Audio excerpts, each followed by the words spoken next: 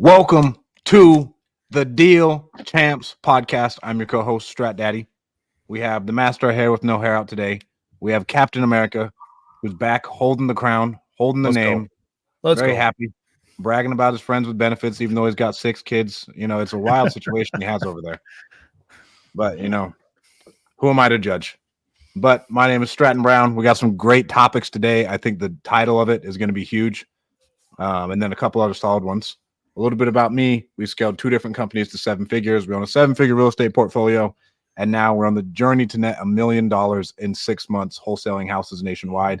It has been an absolute grind. I'm documenting everything on Facebook and YouTube if you want to learn more. And we'll have a free little Facebook group coming up where you can learn more.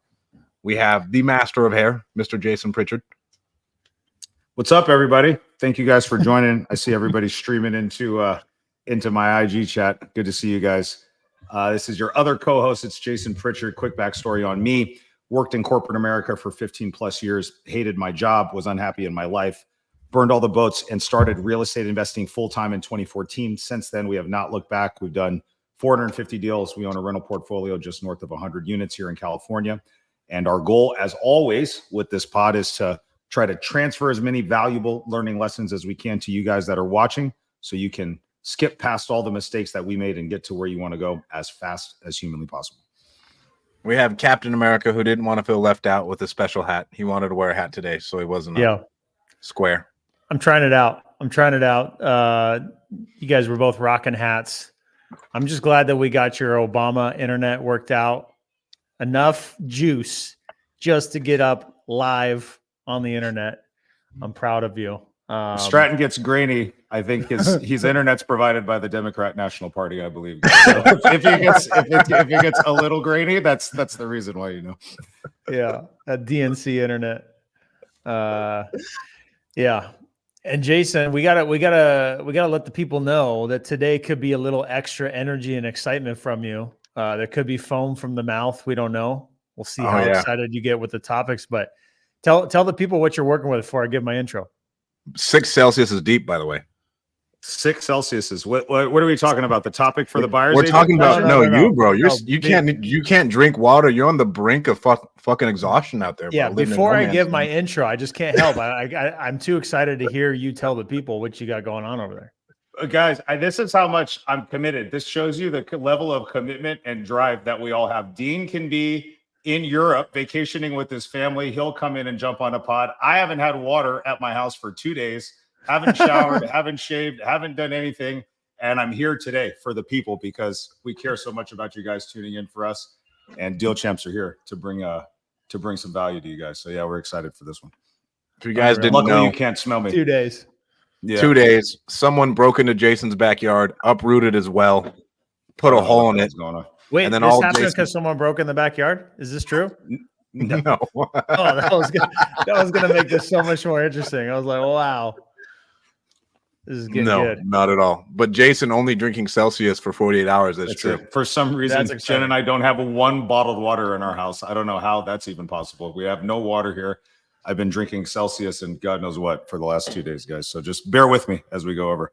Aaron Shelton said, come over to our house. You can use the shower. Shout out to Aaron and Cletus for being friendly neighbors and letting us go over there and use their facilities. Dean, you know what he drinks, bro? His ice bath water. That's what it. I took a shower in my cold plunge. Yeah. God. Unreal. All right. Well, guys, I'm your other co-host, Dean Rogers. I started my career in the NFL. Then I transitioned to corporate, then into real estate. I've been investing in real estate for just over 10 years now. We've done over 650 deals, 8-figure rental portfolio, coaching students how to get started in real estate with wholesaling. And you guys can always connect with me at deanrogers.com. You know, have we shared to the Facebook groups yet? We have. Yep. Man, the Facebook groups don't hit the same way they used to. I missed that. It's interesting, right? It's a curious thing. Oh no! Oh, there it is. Obama is here. Oh no! I shouldn't have moved, bro. I told you guys I wasn't gonna fucking move. Don't even move. I told you. I can't even talk with my hands. Oh my gosh. Oh my god! You can't even get him on camera. Oh my god! Now you have to leave it. You can't. No, you can't turn it off. You have to leave that on there, bro. Yeah, you got to leave You that on, can't. dude. This is what Just happens leave it. when you, All right, when you I'm here. use the DNC to provide your internet and your Wi-Fi. This is what happens. You have to stay like that. Unbelievable. All right. Okay. The first topic at hand: the Democratic Party is coming after Stratton Brown, and they're coming after realtor commissions. The they're no longer able to advertise the real estate commissions, as far as what I understand. You can buyer's agents still get paid, but then I guess you can't advertise it on the MLS so that you can pay them an amount of money. I was talking to a guy about it today about what we're gonna do with like our novations, because some of these agents won't even like show our houses because they want to know exactly what they're gonna get paid, and they're a little bit butthurt. So, Jason, I think you flipped the most houses here. Let's go back to the beginning. Let's talk about where this all came from. Yeah, start with some context. Why don't you give them some context? Why don't you get for people? I don't have a aren't ton of knowing what's context going on it. Yeah, break it down, Jason.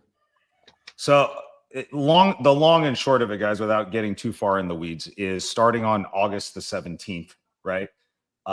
Way things have normally worked, right, is at least with us in our traditional business, and I'll speak for myself. When we go to list a property, seller pays the commissions, and typically what's happened, even though the nuts and bolts of it are changing a little bit, typically what happens is I'll normally give a 5% commission. Half of that commission goes to my listing agent. Half of that commission goes to the buyer's agent. Now, starting next week, you're not going to be able to promote or put out what you're going to be paying for your buyer's agent compensation.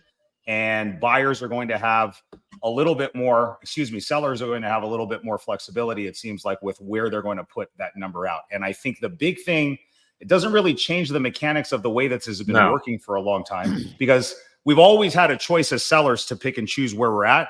I think the reason why this is going to be different is the narrative, I think, is changing. The narrative on the news, the narrative on social media. And I think a lot of real estate agents and brokers have made this such a huge deal that now I think buyers are approaching this like, wow, I now have this opportunity to offer less or maybe offer nothing. And it's up to the buyers to pay their agents. And so I think we're going to see a lot of changes on, how buyers agents are compensated. And I think it's going to have an impact. And it's very interesting to see how flippers, I know, Dean, you and I have talked about what your guys' plans are with some of your properties. And it's going to be interesting to see how investors start compensating buyers for some of the flips that they list. Yeah. Dean, what are you going to do for them? I want to take one step back. Okay. So one step back, just for even more context for anybody that's listening to this and doesn't know what the heck we're talking about. So there was a lawsuit in March, okay, that went to court. And the lawsuit was that realtors and brokers were charging too much to the sellers in terms of commissions. Now, this has been the way that's been and I'm not even a licensed realtor, so I can't, I'm sure there's some information I don't even know, but as long as I've been alive and as long as I've known about real estate and even looking back in the history books, so to speak, it's been this way.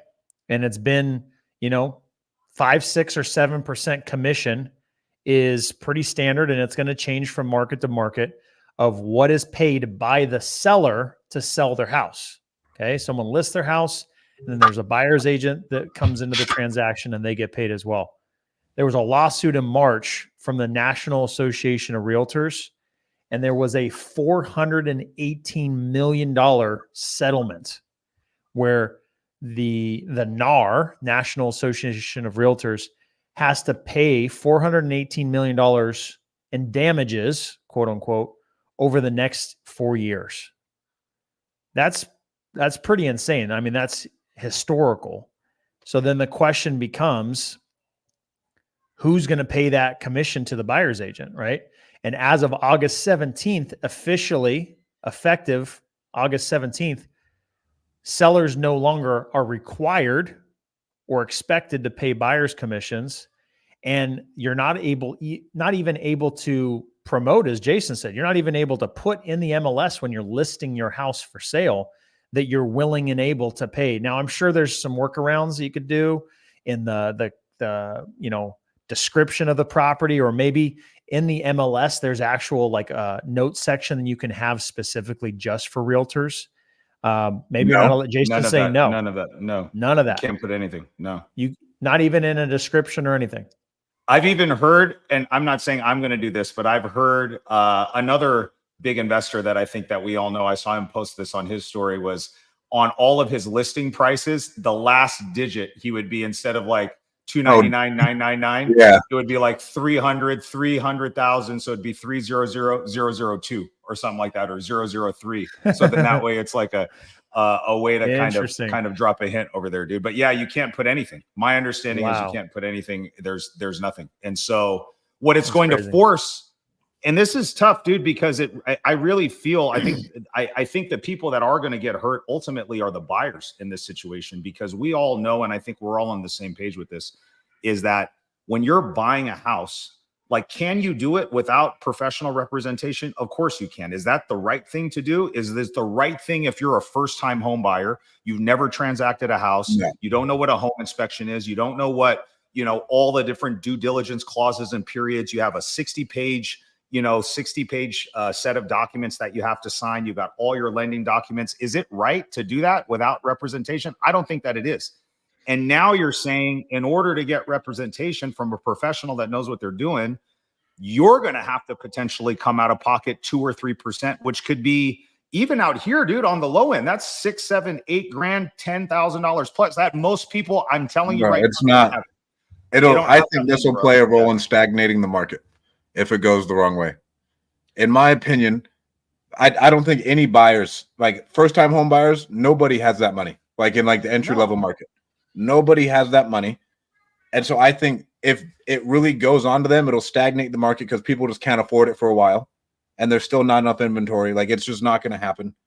One thing, the reason they came after NAR is because they colluded all together to keep the commissions higher, right? Because they didn't let essentially the free market just work.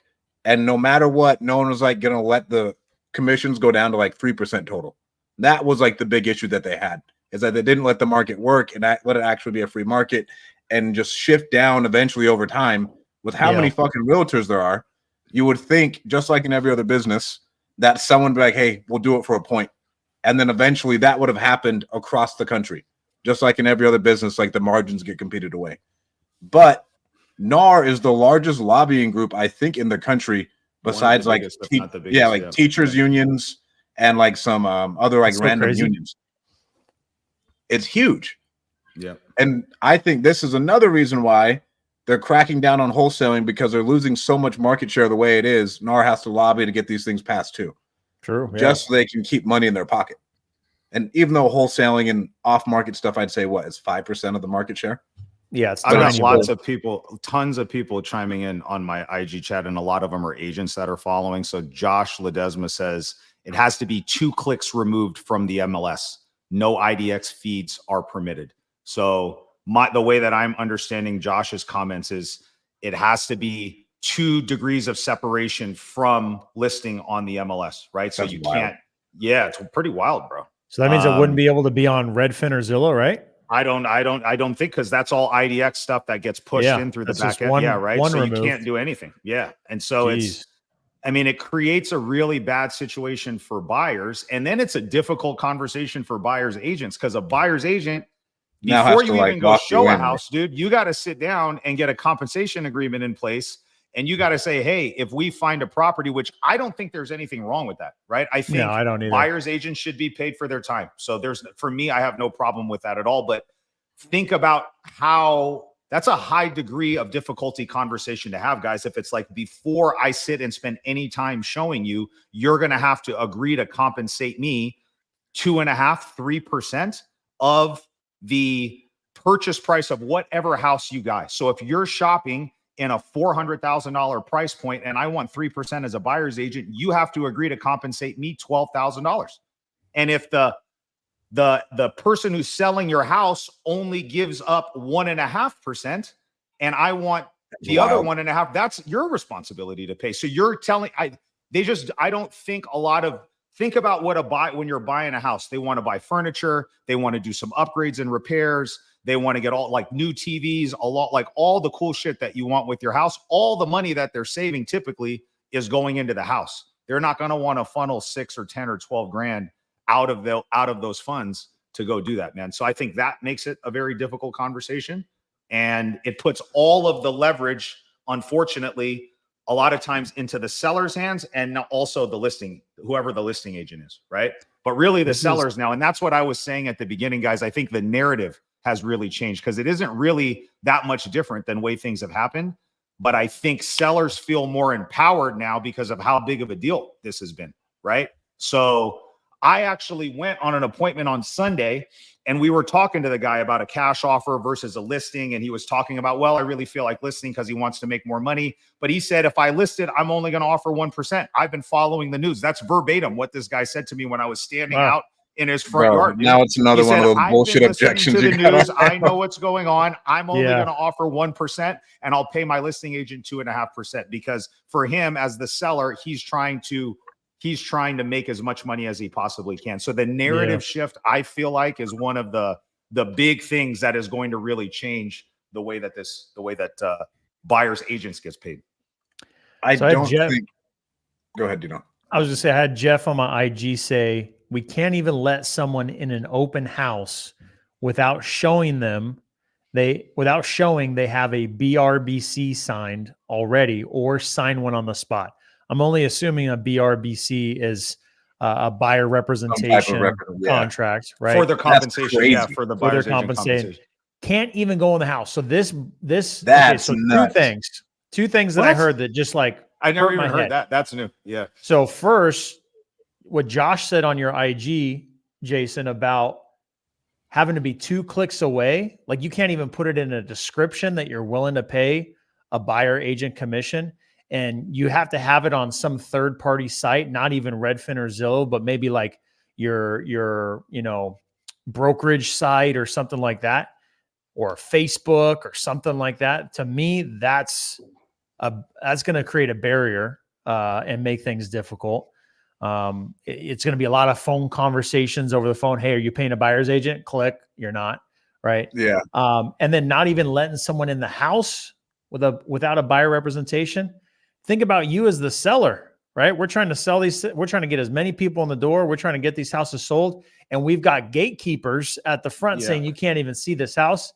That's crazy. Yeah, dude. Think about how, like, when you guys do flips, I know we stage them, we get them all nice, and we want as many open house. I want visibility. As many people in I that want bitch as as possible. much foot traffic as we can. We did all this damn work to get the house to look nice. A lot of times the house is going to sell to maybe somebody that's a friend or family member of somebody that lives in the neighborhood. So we want everybody in that fucking place, dude. You know what I mean? I don't want to have them to have a sign of paperwork saying I'm going to agree to some kind of. That's wild. That's the first I ever heard of that. We've got, I know on yours and probably mine, tons of agents that are in there, guys. We love the engagement. And we're speaking on this today, guys, a lot from the investing standpoint, because that's our main wheelhouse and that's our core business. And there's lots of people that I'm sure that are in this that are agents that have really good feedback and insight. So if you guys have any thoughts or anything you want to share, make sure to drop those comments in the chat, and we'll make sure to touch on them. Go ahead, Stratton. I was on a call with a dude today who does a bunch of flips in Atlanta, and we were talking about like how his flips are kind of sitting on the market and what he's going to do to express to the agents that are like interested. Now, moving forward with all of our novations, using PropStream, we can export all of the real estate agents within the area, within that major metropolitan area. And it's just going to have to be another way of name and number. Wow. So now we are going Is to this something email. new? No, this is it's been around for a while. So now we will text and email every agent in the area saying, hey, here's our new listing. Here's what you will get paid. Wow. And so now that's what we're going to do. And with Resimply, we're just going to upload that entire list into the whatever we can. List that way we stacking. we can list stack it. Then we can dial it. We can text it just like any other buyer's list. And then that way, at least they know there. And that was kind of the workaround we've come up with like the couple. We have like 5 novations on the market right now. And it's been an issue of people being like, oh, you're only going to pay X amount. Fuck you. I'm not coming. And that's been very. I want to talk about that because I got a problem with that. But I've got one comment that expand on the open house thing from somebody from my chat. So Macaulay_D said open house is based on the form. You can still allow anyone in as long as they sign. If they sign, they have an agent or they don't want representation. You can't talk to them about anything whatsoever. So if they sign the form saying either A, I've got an agent, or B, I don't want representation, the person putting on the open house, it sounds like they're not allowed to have any type of discussion with the person, which seems completely fucking counterintuitive to the whole point of having an open house and wanting to show them the features and benefits and all this stuff. It just makes the whole situation awkward. Couldn't you have your own open house, bro?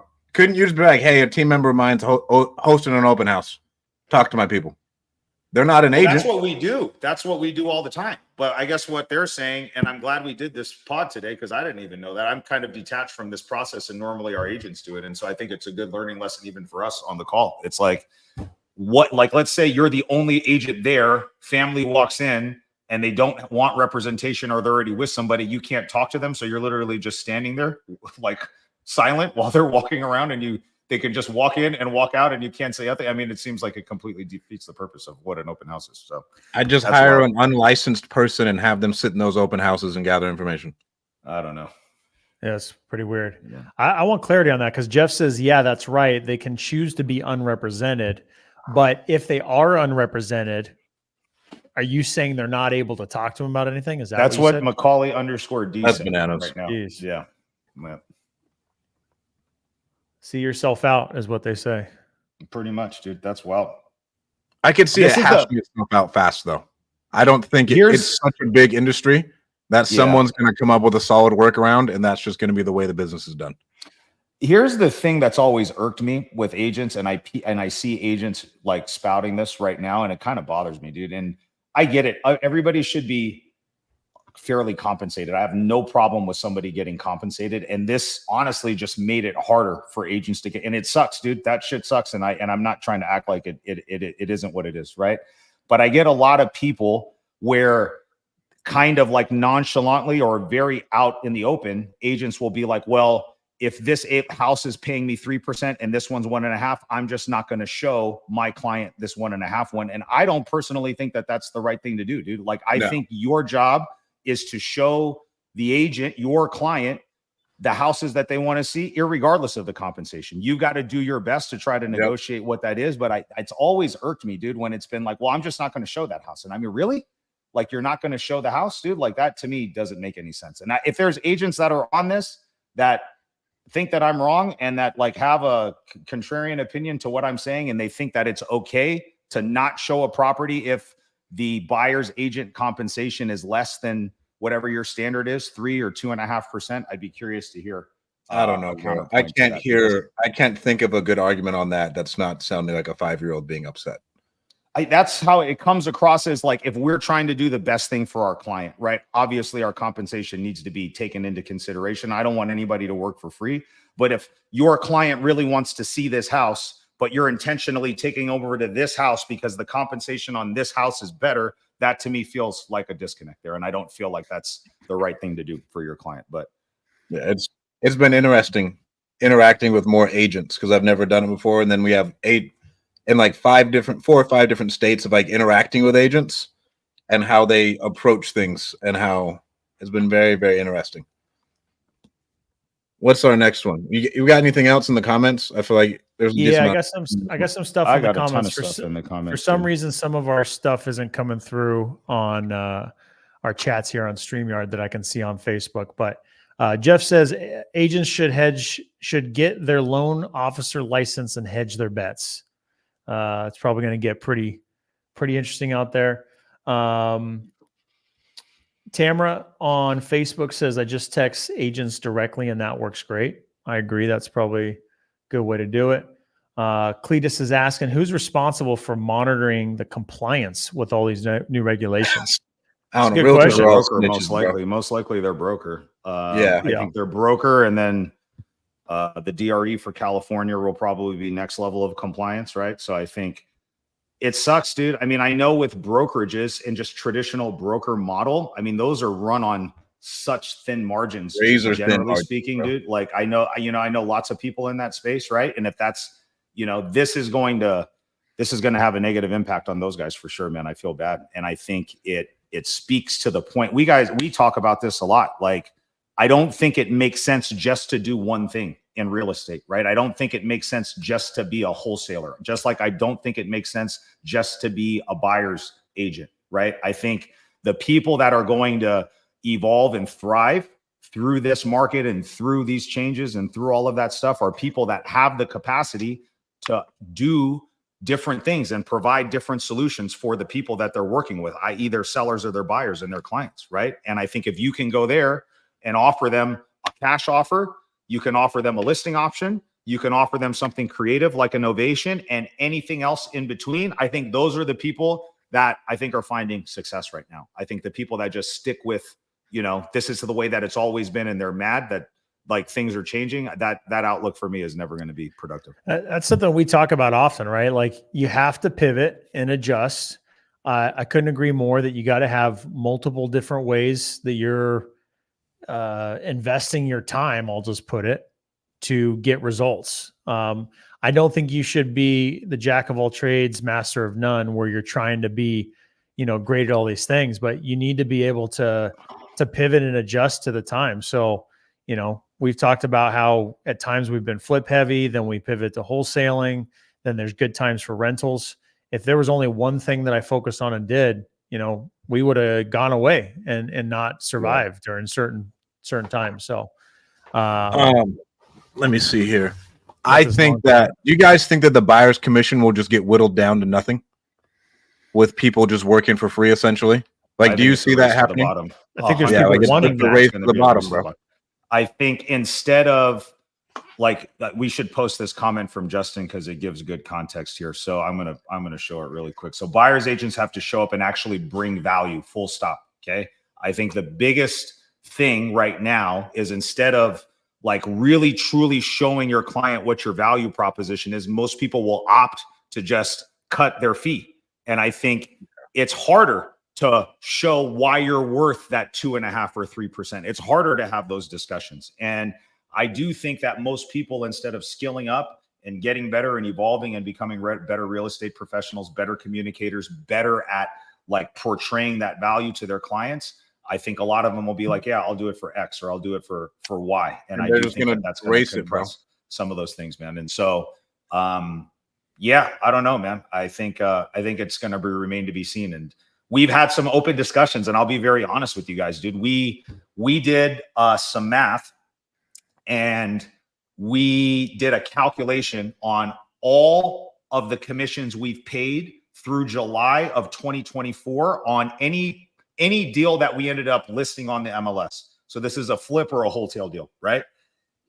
And Strat, just take a guess. What I talked to Dean already about this, so I think Dean knows the answer, but I'm curious to hear what you think. We always have paid 2.5% to buyer's agent, always. Okay. If I were to change my compensation structure for buyer's agent and I brought it down from 2.5% to 2%, how much money do you think I would have saved just in commissions through July of this year? What's the number? 100 to 300 grand, probably. No, it's less than that. Through July, through the first 7 months of the year. Really? I wish it was that much. Yeah. I was like, fuck. Yeah. Half a percent. So going 2.5% to 2%. It's about $36,000. So nothing. Well, no, to me, that's not nothing, because if you extrapolate the math out over 12 months, you're talking about 60 to 65 grand over the year. That is just by going from 2.5 to 2%.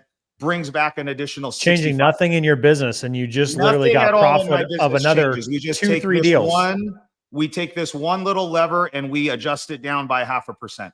And I would just push back and say, is that 0.5 point worth the activity that it generates? So let's play this out. Could I take that 65 grand and spend $6,000 or $7,000 a month in PPC? Are you trying to tell me that I couldn't take generate that a better return grand and turn that into $250,000 or $300,000? I think that's a conservative estimate.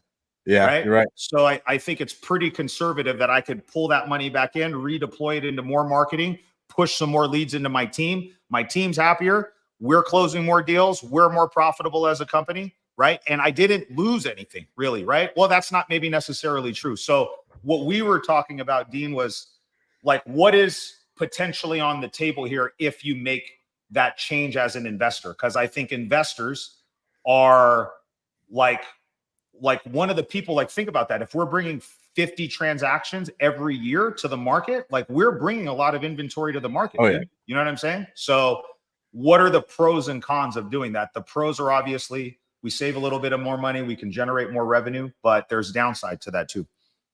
That's a great point. I was like, yeah, well, what about the extra fucking foot traffic?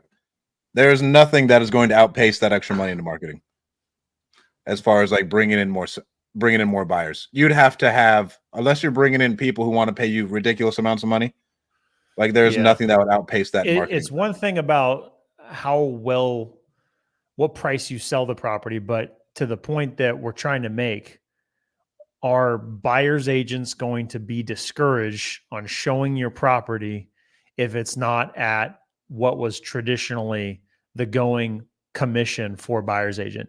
And if the answer is yes, because time will tell, if the answer is yes, then you can bet that I don't plan on reducing any commissions because I want to sell that as fast as possible. Yeah, I want to get it off the books. It's like number one, because you still have to take into holding costs. You got to take account for holding costs, opportunity cost, right? As you have this capital out. Yeah.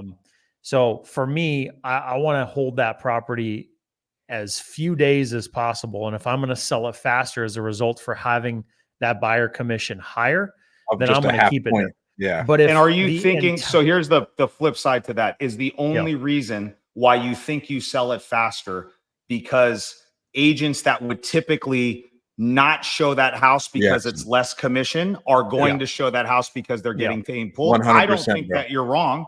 I think that's 100% a reality. I just think that that's fucking bullshit. And I think I think it's human nature, though. Humans chase whales. We're going after whales. You know, like it won't change anything. And it's going to get, I would say, significantly more foot traffic if you have a higher buyer commission, just because you know how. And if you think about it, these people are starving. It's eat what you kill. And so if they don't kill a whale, they're not going to eat. And so they're just trying to stock up their pockets, make as much money as they can because they don't know when the next one's coming in, especially as a buyer's agent, which I think is a thankless, terrible job, right? Like you are grinding away. Job. And you're already given whatever percentage to your broker. If you're on forgot about that, bro. And you're on with your team leader. You might be splitting it with your team. Top, dude. Yeah. Dude, you're not eating. You're not eating that much. So, oh my God. Tough. Yeah, that's tough. I think there's going to be a lot of agents that are going to drop like flies because of this. There's going to be a lot of people that are finding a different career, finding a different side hustle, doing something different because this is going to cease to be providing any fruit for the labor.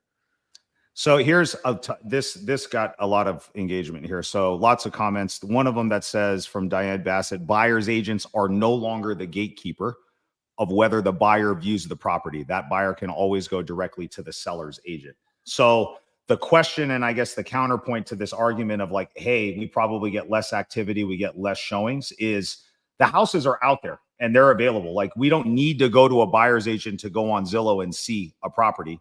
And if I say, hey, I want to see this property and my buyer's agent can't give me a good reason on why they're not going to go take me over there, besides I'm going to get paid less money, so I'm not going to show you, which is basically what we're saying right here, right? They're saying, well, fuck you. I'm just going to go straight to the listing agent and I'm going to call them directly.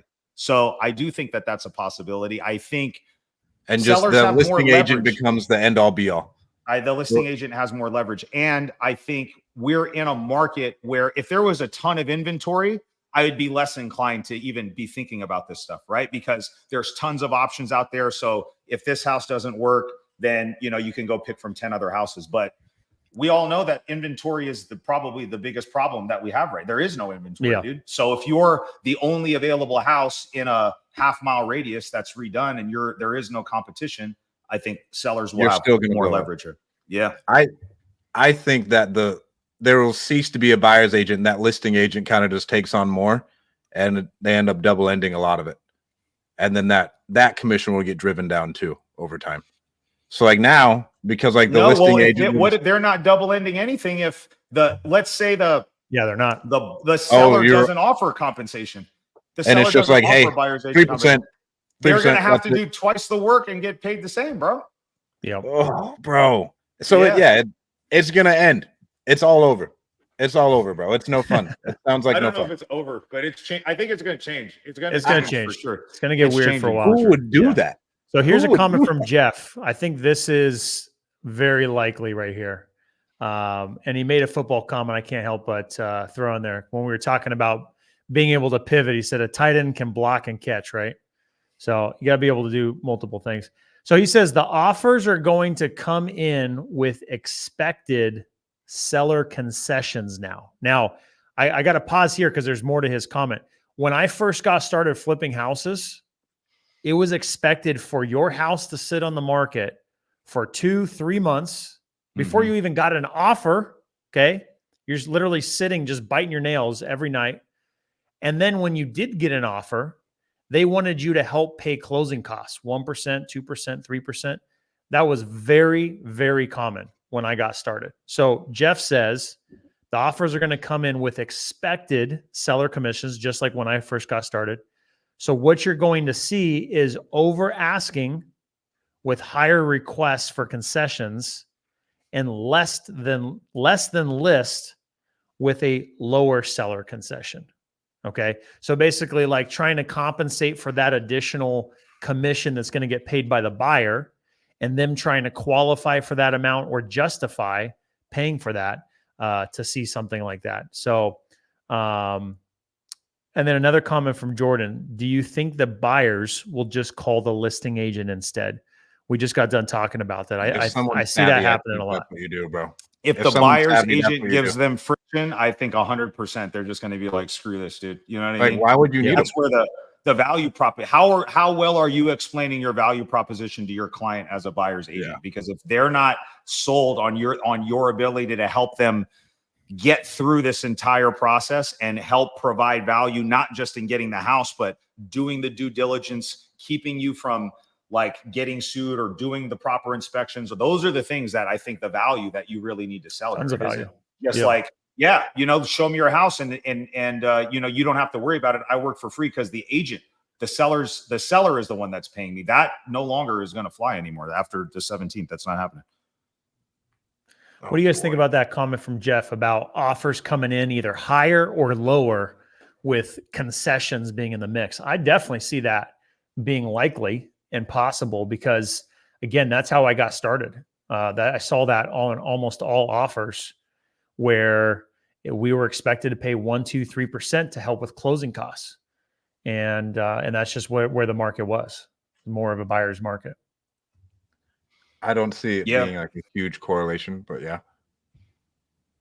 I think I don't know, bro. I just think about this more and more, and I'm like, man, why would you ever be a real estate agent with this coming up? Because like Jason's team will be the top performing real estate agents in Fresno because they just take all those listings from flips. There will be higher performing. There always is going to be that small, and there's going to be a volume game that just crush, bro. And those people, honestly, I think they're going to do better. So the top of the food chain, like it is in most people, those people are actually going to continue to rise even faster. It's the ones that are like kind of in the middle and at the bottom. Bottom is getting wiped out for sure. And the people that are stuck in the middle, they're either going to have to change and evolve and kind of start going up this way, or they're going to get wiped out too, dude. And that's the sad reality of what's going on, dude, because it's going to get really, really difficult here, I think. And I think if all you are is just doing the agent side, specifically the buyer's agent, man, dude, you need to start getting good at doing listings,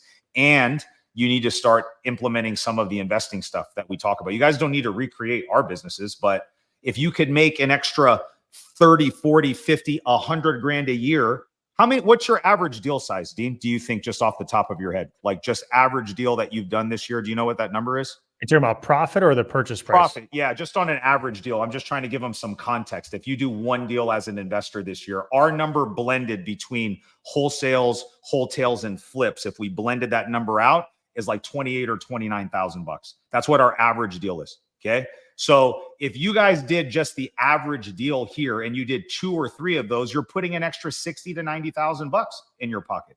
And you don't need to go spend a bunch of money on marketing and do all the crazy stuff that Dean and I and Stratton do to try to do all these deals.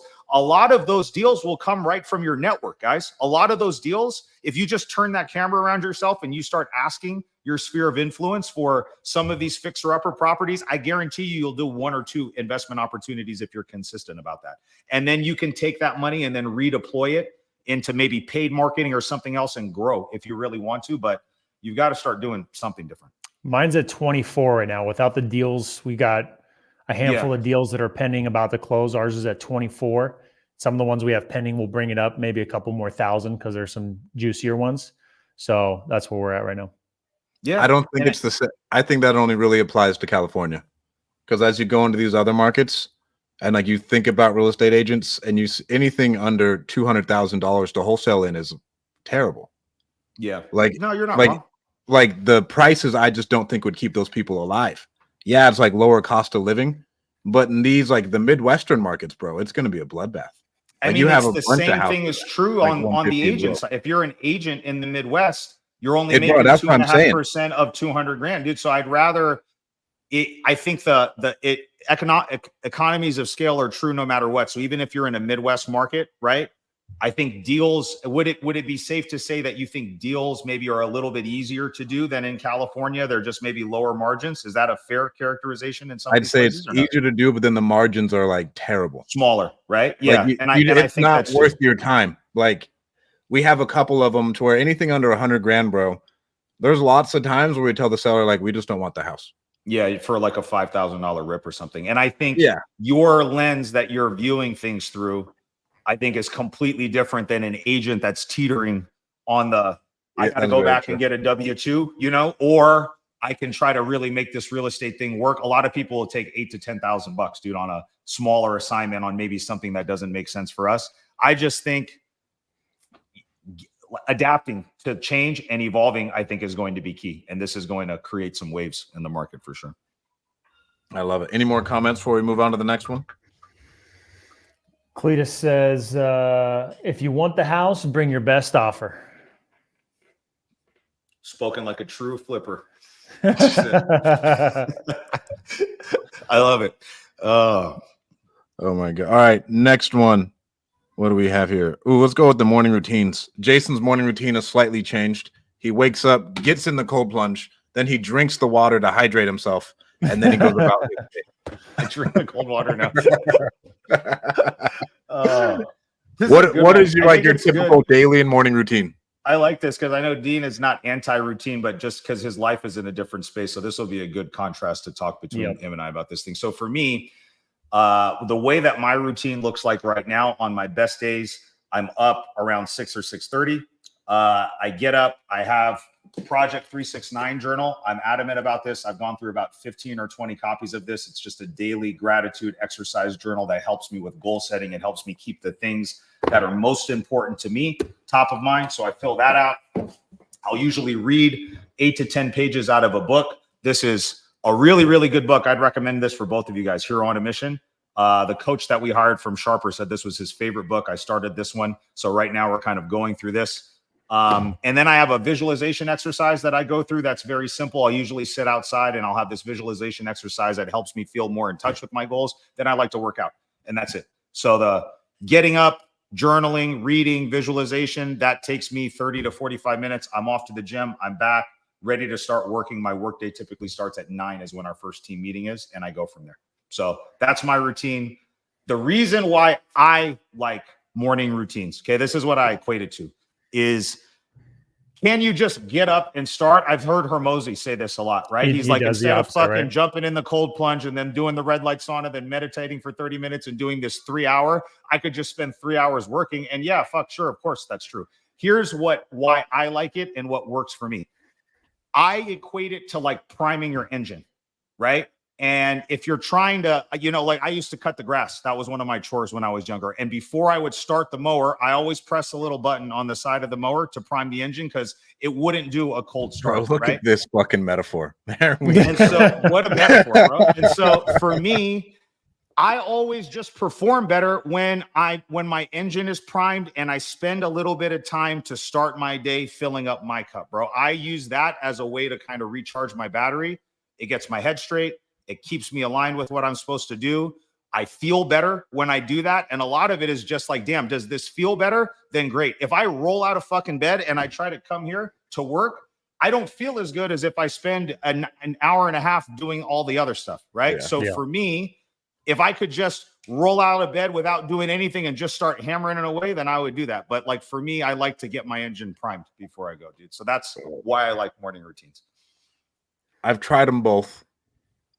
Because I do agree with Hormozy to where it's a crutch because you're like, man, I fucking missed my morning routine. And then you can mentally spiral from that, right? Sure. Because you're like, I didn't hit what I needed to, this and that.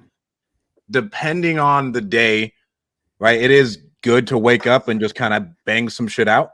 And depending on like if it's like a project day, because I do believe, especially with like kids and having to get Xeno ready and everything else, if I can wake up at like 5 a.m. and I can bang out whatever stuff really needs to be done, amazing, immaculate, right? And same thing, I like that. I know Dean works late into the night because he's got his 12 kids running around telling him to read him books in the middle of the day, and he does it. He's just a great dad.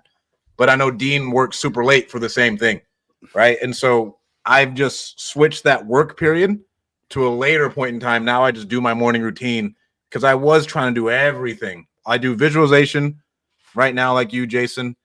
I need to work on my Project 369 shit. I'm a big woo-woo fan, right? I think it's good, but I don't want to add too many things, and I kind of get anxious if my morning routine takes can too be long. too much, dude. Yeah, I Right? definitely think. I started with Miracle Morning, and you're doing like 6 things. And Miracle Morning's a good point if you want to implement something and you need structure. Yeah. But it became too much. I was like, too fuck, much, I've got to bro. meditate. And I've got to journal. I've got to fucking got do this this. whole I've got to fucking do thing, a fuck. bro. I got to do 10 push-ups. It's a lot of stuff to do, dude, in the morning. And I like 3 or 4 key things. And for me, working out is what ties it all together because it really gets the endorphins going. So if I can check those boxes, I get a positive momentum boost and I just feel better going into the day. One thing I do though, I drink pre-workout as soon as I wake up. I don't drink coffee. I just like have pre-workout like next to the side of my bed, like with a little bit of water. And that's my coffee. Are you being serious? I'm dead serious. I got that from Matthew Simmons years ago, and it helps out a lot because like I don't like coffee. And if I can just like wake up and I don't battle that bitch with the snooze alarm, because Jason said on his best days, and I will tell you guys right now, some days you're not going to get up at fucking 5 a.m. because something went wrong. You're like, oh man, you know what? I need this extra sleep. So on my best days, yes, it's 5 a.m. I wake up, the alarm goes off at like 4:40. I know I'm gonna hit the snooze. 5 a.m. Wake up, read, hit the gym, and then but my day starts really at like 8 to 7, depending on like what types of stuff are coming in, because a lot of stuff's happening on the East Coast. Yeah, and so you have to get an earlier start, dude. Yeah, so I have to get a little bit earlier start. The 5-minute journal I think is amazing. I've been doing it ever since I got started. It's an app on my phone of 3 things I'm grateful for and 3 things I want to accomplish and a photo of the day. And I have random photos in that journal of me and Zeno back in the day in the thick of it. And like, what am I going to do today to make today great? Close the deal, right? What am I grateful for? I'm grateful I got to spend time with Zeno today. And that little reframe, especially if you're just getting started and implementing gratitude, is game changer because you can't bring great things into your life if you're always focused on the negative. But mine is just wake up, drink my pre-workout, I'll read, visualize, and then I'll hit the gym. And if I don't have time to hit the gym, go ahead, bro. Go ahead. Since you're talking about journaling, dude, this is one of the coolest things about journaling over an extended period of time is when I first started journaling or writing my goals down, I've gone back and I think I've shared this with you guys, dude. I used to do this on like yellow legal pads where I would just write it down and I would just had stacks and stacks of pads. One of the coolest feelings that I've ever had in my life is to go back and review the goals that I wrote down in 2015, 2016, 2017. And I swear to God, everything that I've written down without exaggeration has all come true in real life, bro. 100% of it, dude. And it's just this really cool full circle moment to be able to sit down and read. Like, damn, in 2017, I was just like, I just want 10 rentals, bro. You know what I'm saying? If I just get to 10 rentals, you know, like everything is going to change. My life is going to change. And you think about how fast you got there and then how far you've gone since then. It really does put things in perspective. So I love the idea of journaling and goal setting for sure. That should be and leave staple, I think, your journals. I have a tote full of all of those journals Oh, from yeah. over the years, bro. I have, yeah, And save everything. I Save have all of them. it, bro. It's amazing. And I would Uh-huh. say the reason you want to journal and write down your goals is because it keeps just top of mind, and it emphasizes your actions for the day, and it gives you purpose and clarity. And that's a big thing that a lot of people miss out at the beginning.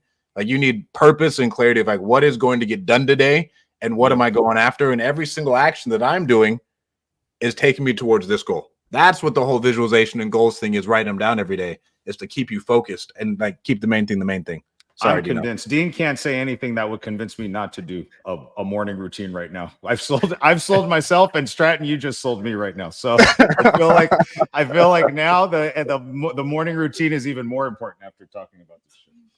Quick shout out to my favorite genie, Jamil Damji, just joined on my IG. Shout out to Jamil. What's up, man? Let's go, Jamil. We all got love for you. Yes, sir. So yeah, my answer is going to be the complete opposite of your guys's. Not because I don't agree with you. Okay, if I was at a different place in life, I am 100% all about the idea and concept of the morning routine, being able to have that structure for yourself, to have that me time, to get yourself centered and focused. I think all of that is incredible. And with my sports background, I couldn't agree more that you need to have that kind of structure in your life to be able to put yourself in the position to go out there and take on the daily obstacles that you're going to face every single day. And if you don't have that structure and you're just going based on how you feel or how you wake up that day, you're setting yourself up for failure. So I think a morning routine for most people is really important. But here's what my morning routine looks like right now. Part of it's by choice because I want to be a present, available dad. But is also because of circumstantially, it's just really hard with a lot of kids. So I've got 4 kids right now and another on the way. And every single morning I wake up, those kids are demanding stuff right away. And because I work at home, I'm not running out the door, commuting to a job, right? I'm here, and I've got 2 choices. I could go lock myself in my office right away, shut the door, lock it, and send the signal to my kids that I'm not here. I'm not available. I'm at work, and I could take it to an extreme, and some might agree or disagree, but then send the message that like, hey, you guys aren't important. I don't want to spend time with you. And I want the opposite. I wanted to always, okay, as I started to visualize having a family one day, I always wanted to be in the position financially to choose whatever the hell I wanted to do and wanted to spend time with my family. So the way my mornings look by choice is that I wake up and I'm breakfast dad. I make breakfast every single morning. Occasionally I'll get tapped out and my wife will jump in. I think it was this morning. No, it was yesterday morning. Yesterday morning, I woke up. My wife had let me sleep in a little bit. I just woke up like, hey, where am I? I go out and my wife and oldest son are both in the kitchen making breakfast together. And they're sitting there chatting, having a good time, just being really cute. And they were both really, well, my oldest son was really proud about making breakfast and kept telling us about how he made it and, how he was excited about it. So, at times that will happen, but I make breakfast every morning and then I feed them breakfast. I sit at the table with them and, that goes on from 7 in the morning until 9, pretty much every single morning. And then I might be getting them dressed, getting them ready for the day, playing with them a little bit. But by the time 9 o'clock rolls around is the time where I'm finally starting to get going in the office. We have our scheduled team meetings at 9:30 a.m. every day. And then we're getting into the day. So for me, my me time is not very extensive in this phase of my life, but my me time is going to the gym. Now, I've always preferred to work out around lunchtime. Right after I've had a meal, it's digested. I'm almost about to get hungry, but not quite hungry yet. That's my optimal state during the whole day. So I used to do 5:30 a.m. workouts in the morning for football and used to hate it. My body was still asleep, never felt awake. And that's just, it was what it was. But I love working out at lunchtime. So I'll usually leave for a workout almost every day, right around 12. Sometimes it'll bleed into about 1 o'clock if I got some meetings running over. But I'll do that hour long workout, hour and a half, come back, eat, and then I'm back into meetings. And right now with life, I then have right around 4 o'clock usually practices, soccer practice, basketball practice, and I choose to go to those practices with them. I'm either coaching them in those practices, or if it's some of the competitive sports that they have where I'm not able to be a coach, then I'm there watching them, supporting them, and I'm watching them in the practice. I'm not in the car usually working. Usually I'm there watching them. I'm usually there with, like yesterday, I was at the soccer field with all 4 kids. I was there with all 4 kids. The wife stayed back and made dinner, and I was playing with 2 of them and had 2 of them running drills, and some other kids were joining in running drills. And to me, I love that stuff. I love being around sports. I love participating with my kids. So I had several hours throughout the working day of working out and taking my kids to sports. And I'd rather do that. And I'm able to make that choice because of the fact I own my own business. Otherwise, I wouldn't be able to do any of that stuff. And I'd feel sick to my stomach every single day that I wasn't able to be around for any of that. So that's what my schedule looks like now.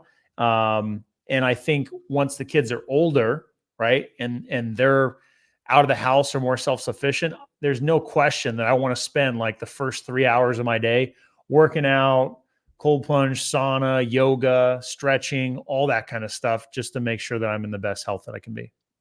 Real quick, before we wrap this up, because I know Jason has to go. Working from home is probably way harder than you anticipate as an entrepreneur, especially when you have children. And I have had to ask all sorts of different entrepreneurs. And Dean is one thing that I've talked to other entrepreneurs, and they just say like, hey, I set boundaries during the day.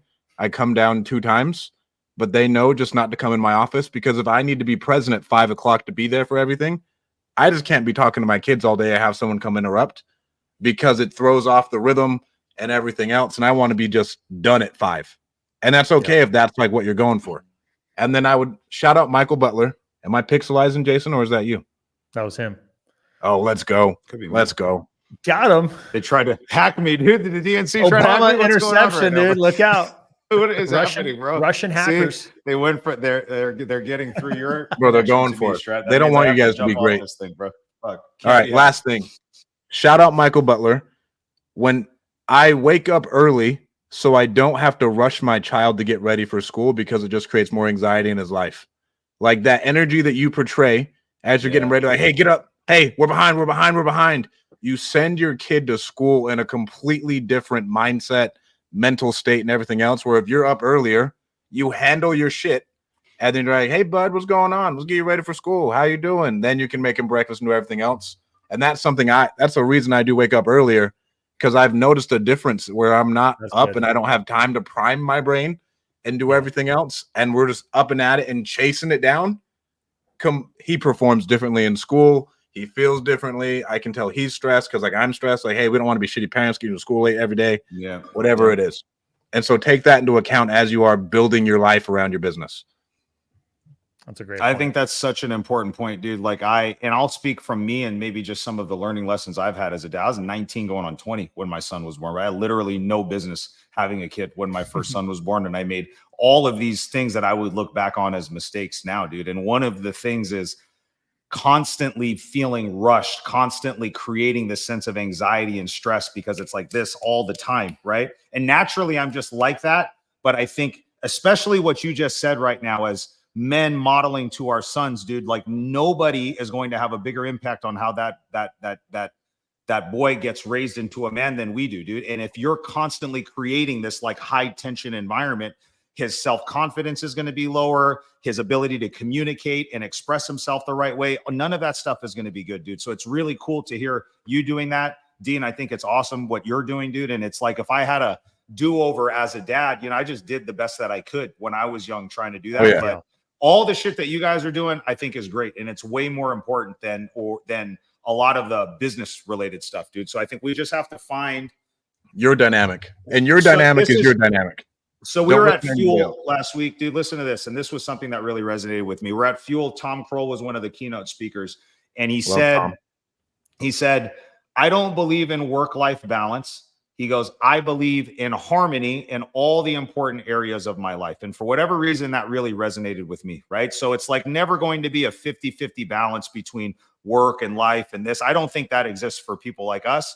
But if your finances, your faith, your fitness, your marriage, your relationship with your kids, of all those things are in harmony with each other, I think that's the thing that I think a lot of us strive for. I think I strive for. And that's ultimately the goal I think that we're looking for. It isn't necessarily balance, but like a clean integration and harmony between all those things. Oh yeah, and Dean probably has the best harmony out of all of us. Yeah, that's a lot, dude. You're doing a fucking ton. I'm not gonna lie, yeah. bro. Dean has the best harmonious chaos is Yeah. what I would call it if you're going to throw the word harmony in. Dad, blue book. But I can't do the blue book right now. Blue book right now, Right now. Dad. Yeah, right I'm now. talking to Stratton at 2:30 yesterday. We're doing a meeting that we have every Monday, and I'm chilling in our family room, and I got our 1.5-year-old wanting little blue truck and talking to me, and that's how every day is. Talking about kids coming in, like I actually don't mind it. I almost prefer it, even though it can be distracting. And if I have like a podcast like this, usually I'll lock the door, but I almost never lock the door. I want them to come in. I want them to jump on my lap. I want them to see what I'm doing. I want them to see that I'm here and that I'm happy to see them. And it gives me an energy charge when I see them too. So, I stepped out for lunch, helped them get lunch, was chasing them around, asking them what they were doing. They were making bracelets and doing some fun arts and craft stuff. And to me, that gives me energy, and I love being around it. I love it, boys. Bro, I need, at the beginning, next time, remind me. Guys, don't forget to hit like and subscribe. We need to up our fucking YouTube following. At the beginning, I'll shout it out. Don't forget to hit like and subscribe. Thank you guys so much for tuning in. Thought today was a great pod, great engagement from what are we going to call our people? The champs? The champs. Yeah, right? we're going to call them the champs. Community. The Deal Champs Deal community. Champs. The champ Deal community. Champ community came through. Deal Champ community came through. Thank you guys so much for tuning in. We'll talk to you guys next week. Peace. Peace.